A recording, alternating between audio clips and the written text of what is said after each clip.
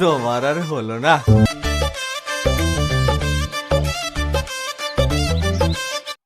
Hello বন্ধুরা, welcome back to my channel. আপনাদের সামনে আজকে আমি একটা আপডেট নাটক নিয়ে এলাম। এই নাটকের নাম মামা ভাগ্নে পার্ট 2। তো চলুন আমরা দেখে নেব নাটকটি কেমন হয়েছে। Let's go. প্রিয়া,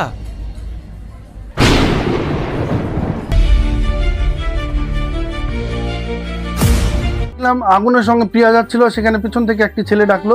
ছেলেটি কে, প্রিয়াকে কেন ডাকলো, সেটা আমরা দেখবো নেক্সট ভিডিওতে। Let's go. ওভাবে দেখছো কেন আমাকে? আমি রাজ। 4 বছর তোমার কবর ভেবে কান্না করেছি। এ হচ্ছে রাজ, প্রিয়ার হাজবেন্ড। 4 বছর আগে সে নাকি মারা গিয়েছিল, আর এখন আগুনের সঙ্গে প্রিয়ার সম্পর্ক। তো চলুন আমরা দেখে নেব নেক্সট ভিডিওটি। Let's go.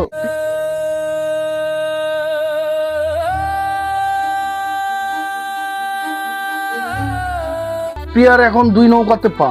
কেন? একদিকে আগুন আর একদিকে রাজ, তার হাজবেন্ড। কাকে ধরবে কাকে ছাড়বে সেটা কোনোভাবেই সে ঠিক করতে পারবে না। তো চলুন আমরা দেখে নেব এখানে আগুন কি করে, সেটা আমরা দেখবো নেক্সট ভিডিওতে। Let's go. বছর ধরে তোর প্লেটটা এইভাবেই সাজিয়ে রাখতাম, আর তুই সামনে বসে। রাজ খাবার জন্য টেবিলে বসলো, আর তার বাবা মা তার দিকে তাকিয়ে থাকলো। কেন?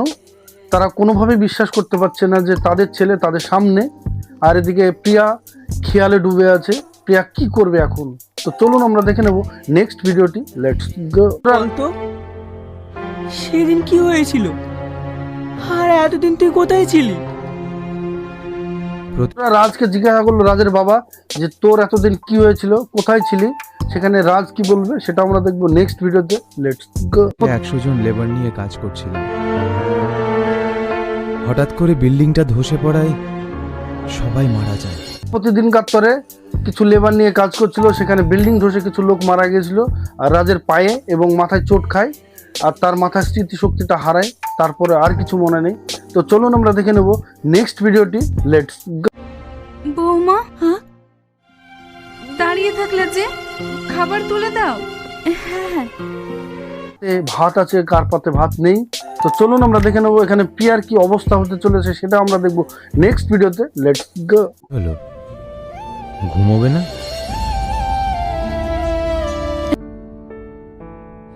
আমি তো প্রিয়ার চোখ দিয়ে অটোমেটিক জল ঝরছে। এদিকে আগুন কি করবে সেটাও ঠিক পাচ্ছে না আগুন।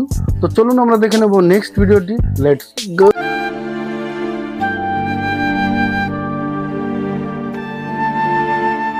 তোমাকে একটা কথা বলবো। রাজ প্রিয়াকে কি আগের মতো ফিরে পাবে? প্রিয়া কি আগের মতো রাজকে ভালোবাসতে পারবে, সেটা আমরা দেখবো নেক্সট ভিডিওতে। Let's go. না মানে, আমি আসার পর থেকে তোমাকে আর আগের মতো দেখছি না। রাজ যেভাবে রেখে গিয়েছিল প্রিয়াকে, 4 বছর পরে এসে কিন্তু প্রিয়াকে তেমন পাচ্ছে না।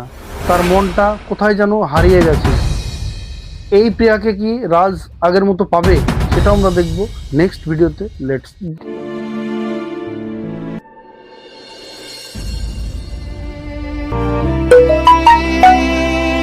প্রিয়ার কোনোভাবেই ঘুম আসছে না, কারণ প্রিয়ার তো এখন 2 নৌকায় পা। একদিকে তার হাজবেন্ড আর একদিকে আগুন। সে এখন আর মুক্ত আকাশে, খোলা আকাশে ঘুরে বেড়াতে পারছে না, কারণ এখন সে বন্দী হয়ে গেল। প্রিয়া SMS করছে আগুনকে। তো চলুন আমরা দেখে নেব নেক্সট ভিডিওটি। Let's go.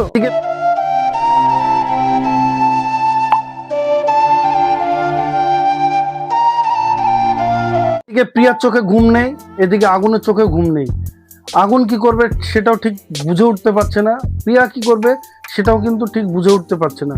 তো চলুন আমরা দেখে নেব আগুন ও প্রিয়ার সঙ্গে কি আর দেখা হবে, সেটা আমরা দেখবো নেক্সট ভিডিওতে। Let's go.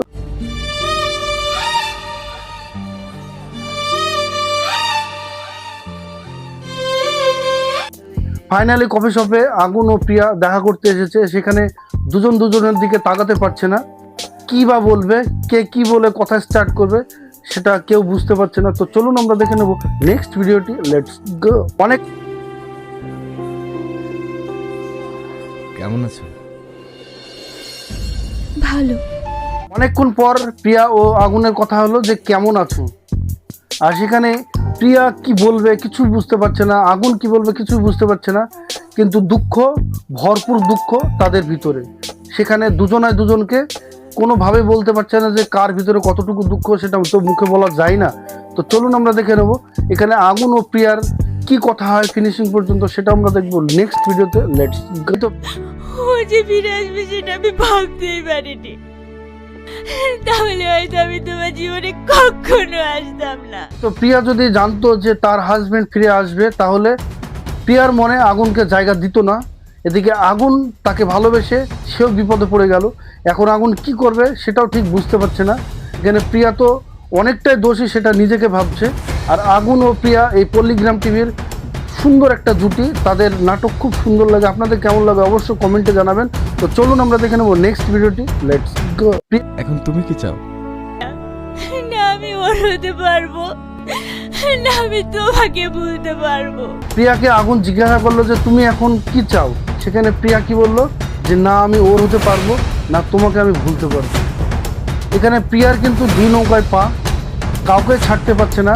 এখানে আগুন কি বললো যে ভালোবাসা, সত্যিকারের ভালোবাসা না পাওয়াটাই থেকে যাক, শূন্যতার মাঝেও আমি তোমাকে ভালোবেসে দেবো। তো চলুন আমরা দেখে নেবো নেক্সট ভিডিওটি। Let's go. তোর হাসিতে আমি খুশি হতাম, আর আজ তোকে এই অবস্থায় দেখে আমার মুখটা ফেটে যাচ্ছে।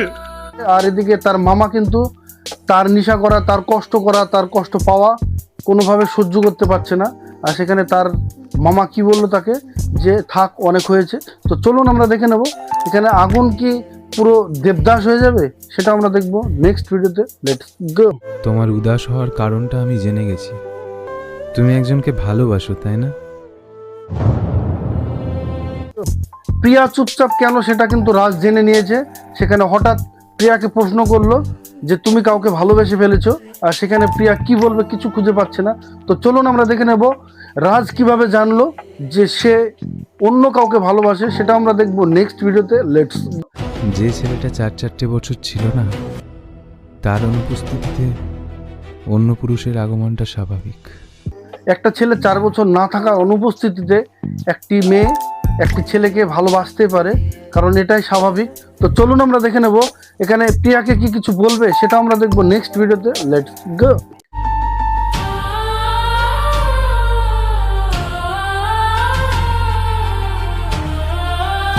প্রিয়া কি করবে কিছু বুঝতে পারছে না। প্রিয়া মুখ ধরে কান্না করছে, কারণ প্রিয়া এখন কোনো দিকেই যেতে পারছে না। তো চলুন আমরা দেখে নেব ঠিক 1 মাস পর কি হতে চলেছে। Let's go.